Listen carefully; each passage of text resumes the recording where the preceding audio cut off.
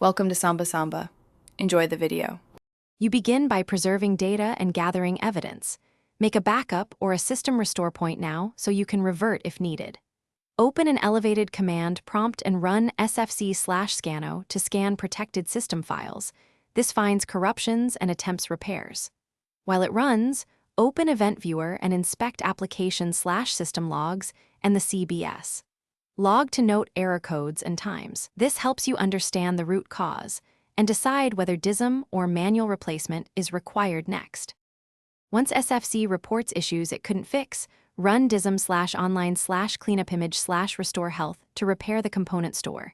This replaces corrupted image payloads and enables SFC to succeed later. If DISM cannot fetch files, mount a known good Windows ISO and rerun DISM with /source pointing to the //sources /install. Wim or install. ESD. For individual broken files, take ownership and grant full control. Then copy a verified copy from the ISO or another machine. This targets the exact failure. After replacements and DISM repairs, reboot and immediately rerun sfc/scano to ensure integrity violations are gone. This confirms the fixes took effect. If corruption persists, perform an in-place upgrade repair using the latest Windows media or an offline reset to preserve files while rebuilding OS components.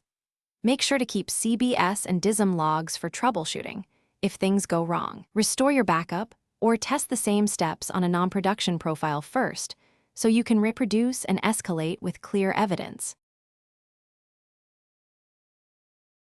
Thanks for watching. Consider subscribing if we helped you.